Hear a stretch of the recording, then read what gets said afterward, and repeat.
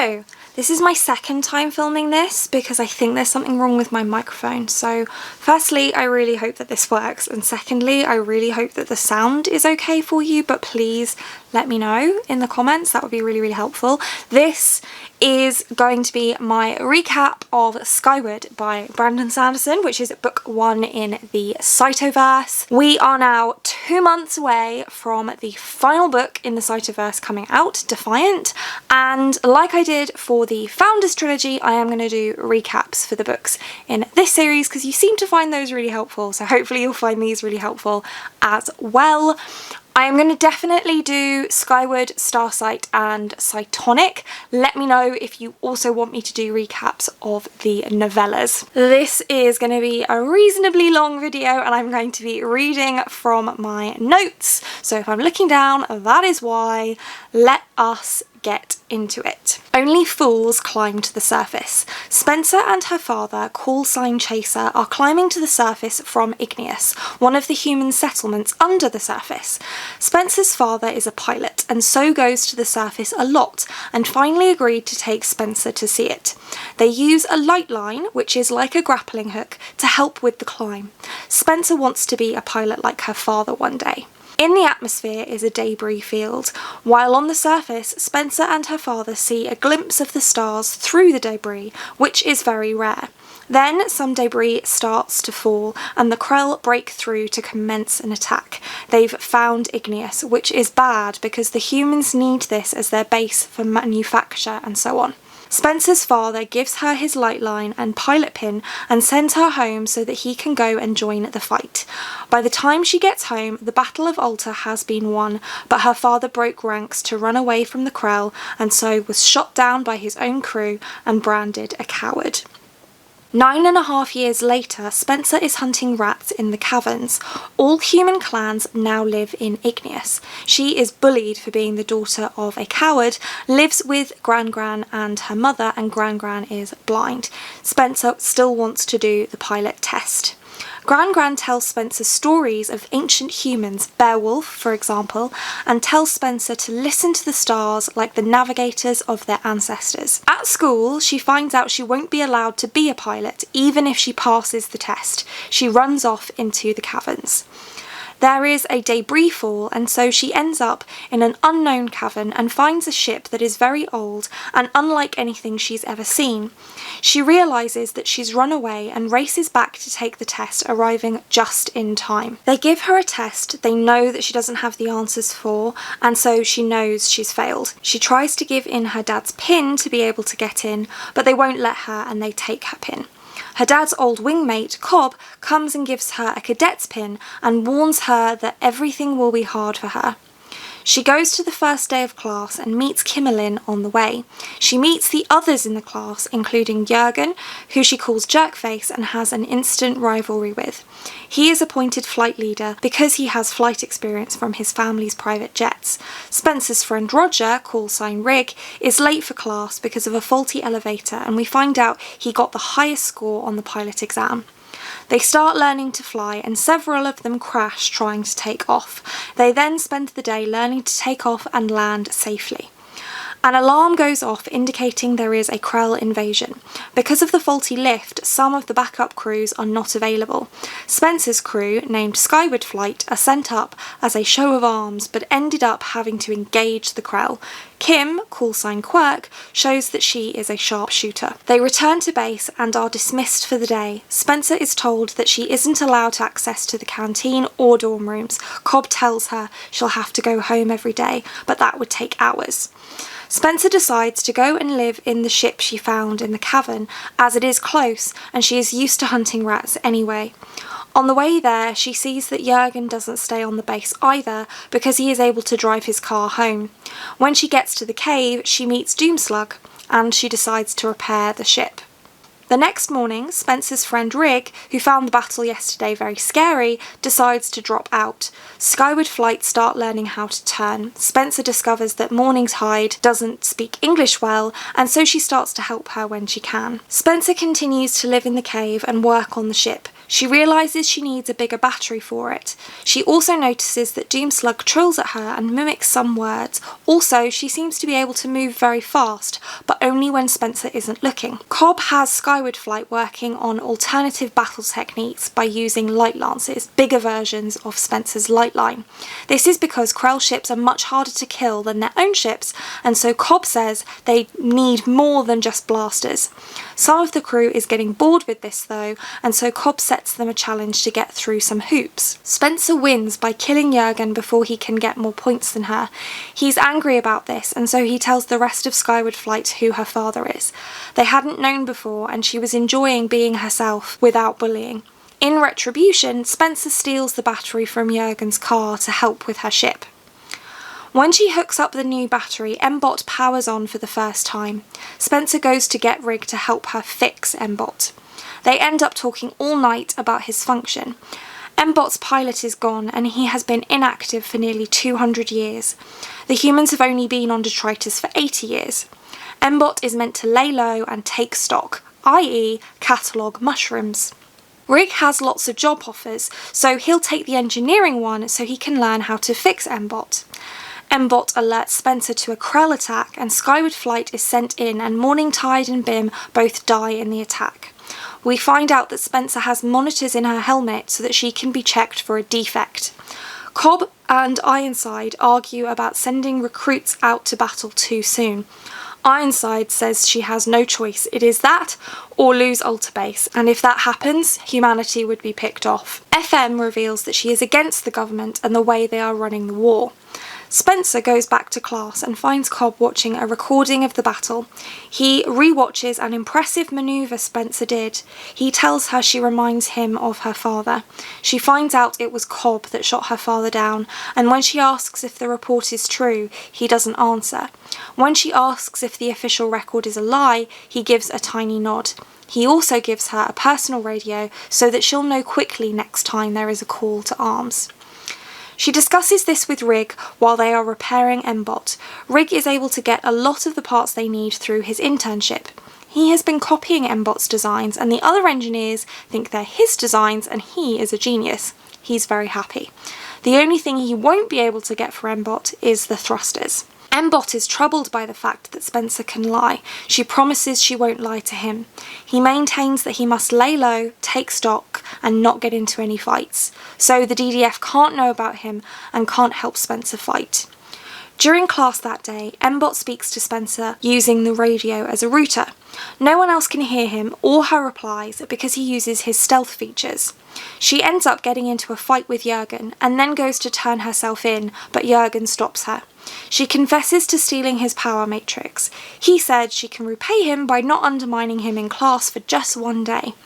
M-Bot plays Spencer some orchestral music he has recovered from his archives. While out on a standard flight tagging falling debris, there is a Krell attack to stop the humans from getting a large falling station from which they could salvage dozens of acclivity rings, the things that make their ships fly, which are very rare. During the battle, Spencer follows Ned into the falling station. He flew in after his brothers to try and save them. Spencer manages to drag Ned out and they barely make it. Ned's brothers die and he doesn't return to flight school. Cobb tells Skyward Flight a bit about the Krell. They might be AI, and so Spencer worries that M-Bot could be a Krell. Kimmelin, or Quirk, FM and Hurl pretend to be sick so that they can sneak Spencer in to stay with them for the night. Hurl and Spencer make up. Hurl had been different with Spencer since she'd found out who Spencer's father was. They make a pact to be brave and never surrender. When Spencer leaves in the morning, she sees Jurgen in the practice room replaying the battle where Bim and Morningtide died. He's trying to see if he could have saved them. He notices Spencer and she runs off. She ends up being called to a meeting with Ironsides, who knows she didn't leave the compound last night. Spencer expects to be kicked out, but Ironsides just encourages her to quit. Spencer realises that kicking her out wouldn't fit with the narrative Ironsides wants. Ironsides gets a report that there is evidence of Spencer having the defect, but only on one occasion did it manifest, and there is a difference in medical opinion. It is confirmed that she was the flight leader of Chase's flight. Rig finishes fixing M-Bot and Spencer does a test flight, albeit slowly because he has no boosters. He uses his stealth features to keep them hidden. After a very long day of drills in the classroom using recordings of old battles, Skyward Flight is called in as backup to a large Krell attack.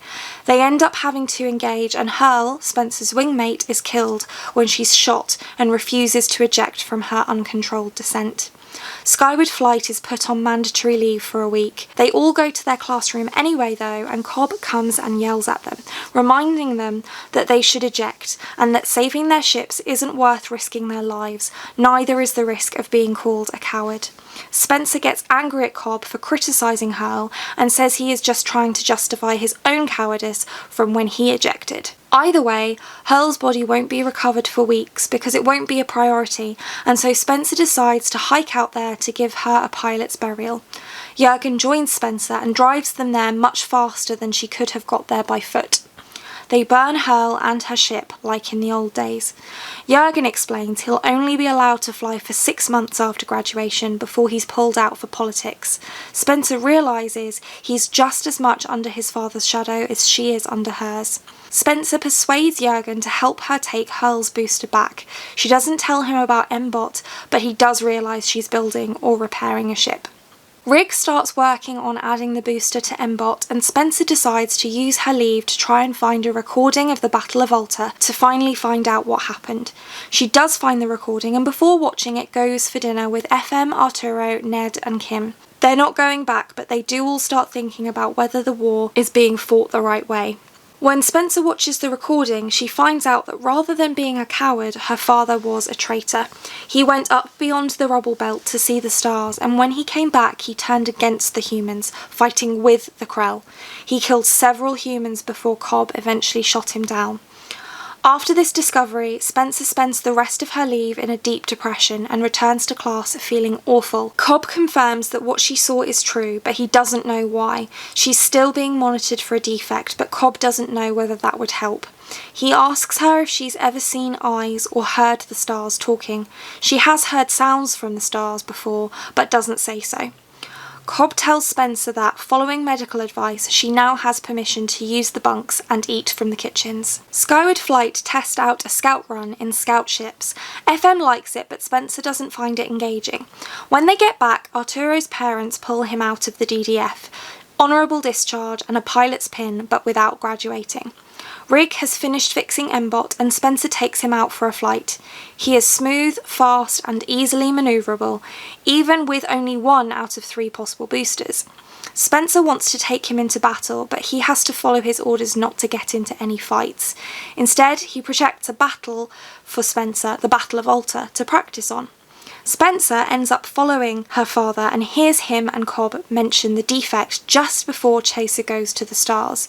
Spencer follows him with her eyes and with something else. That's when she sees a black space full of stars that open into eyes looking at her. She panics about this. On the way back, M-Bot says he has to power down so that he doesn't break his orders. He leaves Spencer alone.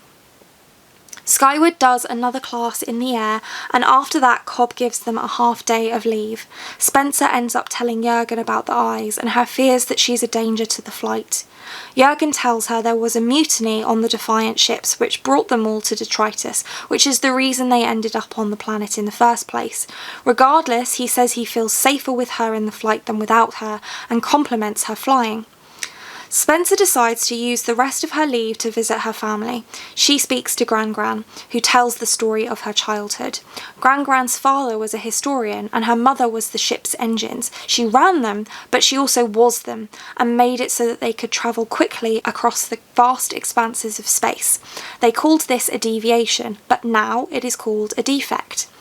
There was a disagreement about what should be done about a large contingent of Krell attacking them. Gran's mum moved them to Detritus, but died in the effort and the ship crashed, and so they were stuck on the planet. If they ever want to leave again, they'll need those abilities. The remaining members of Skyward Flight are flying with another crew to see what it's like and are tagging salvage as they go. Another large station starts to show signs of dropping and an invasion of Krell descend. In the battle, Spencer's ship is damaged and she has to eject. As a result, and following tradition, she is dismissed from flight school and won't graduate. Ironsides plans to salvage the station when it falls on graduation day. All pilots will be committed to the assault. They need those acclivity rings desperately because they're running out of ships. Spencer attends to watch the graduation. Only 8 cadets graduate to pilot. They all then leave to go and get the salvage. Cobb tells Spencer about this and asks her if she's going to fight for a pilot's pin. She tells him she's heard the stars, seen the eyes, and so she has the defect. It therefore isn't safe for her to fly. Her and the other members of Skyward Flight that didn't graduate go for food and to listen to the battle. Things do not go well. There are more Krell than ever, and there's a lifebuster. It is approaching Alta.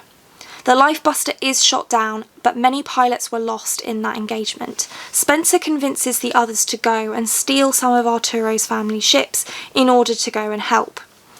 A message comes in that another flight of Krell are coming, far away from the main battle and right in the section where there are no defences because of the lifebuster blast. There are no fighters nearby to deal with it and no reserves. All pilots are already in the air. There's no one in reserve and it's too close to Alta for the others to get there in time, even though Ironsides orders a flight to disengage from the main battle and head for the Krell flight ASAP. Spencer decides it is worth the risk for her to go and try to help. The only ship left, though, doesn't have any shields. She gets out there, but soon realises these Krell also have a lifebuster and they're getting very close to Alta. Ironsides orders Spencer to try to drop the lifebuster, but her destructors are down and so she'll have to ram it with her ship. She doesn't quite manage it before her acclivity ring is destroyed and she goes down. She tries to steer her ship into the lifebuster but doesn't manage it and crash lands instead. Then Cobb turns up flying M-Bot. Spencer takes over and re-engages in the battle using M-Bot this time, and Skyward Flight, Jurgen, FM, Ned, Arturo and Kim are there to back her up. They have orders to bring the lifebuster down, even though it is now in the range to destroy Alta. Igneous can still survive. Spencer can hear the commands being given to the Krell and, like her father before her, is able to react to what they're going to do just before they do it. This means that when the lifebuster is released, because Kim landed a perfect shot to set it free of its carrier ship, Spencer is able to grab it with her light lance and tow it away from the danger zone. She hears, though, that it has been set on a 100-second timer. Because of M-Bot's power, that is enough time to get it far enough away if they go on overburn, but not long enough for her to drop it and be able to escape herself. Spencer and M-Bot mentally prepare themselves to be destroyed. In doing so, Spencer becomes one with the ship, and the cytonic hyperdrive, which M-Bot has had this whole time but has been offline, engages. They use this to escape the bomb blast by transporting out of the range in an instant, without any time dilation. Alta has been saved, and Spencer and M-Bot are safe. She decides it is time to go beyond the rubble belt to try and find out what the Krell are. When she gets up there, they try to take over her mind, but M-Bot is able to prevent this with his shields. This was clearly what happened to her father, though. It turns out that the Krell are robot ships that are controlled by aliens on a station above Detritus. They are prison guards, and the humans on Detritus are the prisoners. Spencer returns to Detritus to report all of this. She says, "The Krell are not what we think. My ship downloaded some of their databases and discovered what happened before our ancestors landed here on Detritus. There was a war, a vast intergalactic one, humans against aliens. There were no Krell at the start of it, just us versus the galaxy, and humankind lost. The victors were a coalition of aliens who, as best M-Bot and I can tell, considered humankind too brutal, too uncivilized, and too aggressive to be allowed to be part of the intergalactic community. They demanded that all human fleets, independent or not, surrender to their authority. Our ancestors on the Defiant and its small fleet considered themselves innocent. They weren't part of the war. But when they refused to turn themselves in, the alien coalition sent a group to capture or contain them. That is what we call the Krell. They cornered us, and after a conflict on board the Defiant, my great-grandmother brought us here, to Detritus, a planet we knew about, but which had been abandoned centuries before. The The Krell followed us and set up a station to watch us once we crashed. They're not murderous aliens, they're prison guards, a force designed to keep humankind trapped here, as some of the aliens are absolutely sure we will try to conquer the galaxy if we're ever allowed to get back into space. The Lifebusters were designed to annihilate our civilization if we seemed to be getting close to escaping Detritus. But most of the time they attacked, I don't think they were actually trying to destroy us. They have laws against destroying a species entirely. They consider this planet like a preserve for humankind. They sent ships to keep us focused on the fight, to occupy us, so we wouldn't have time to research how to escape. And while the fighters always tried to keep our fleet down to size, they were only authorised to use a certain amount of force against us, lest they accidentally cause us to go extinct. Something changed recently, however. It seems this last bomb really was meant to destroy us. There have been politics about how much they should tolerate from us. They tried to destroy Alta and Igneous, but we defeated them. That has them scared. And that is it, a recap of Skyward by Brandon Sanderson. So hopefully that was helpful, and I will see you in the next ones for Starsight and Cytonic and possibly the novellas as well. But that is it for this one. Thank you so much for watching. If you like this video and want to see more like this from me, then do think about hitting that subscribe button, and I hope to see you here again soon. Thanks, bye!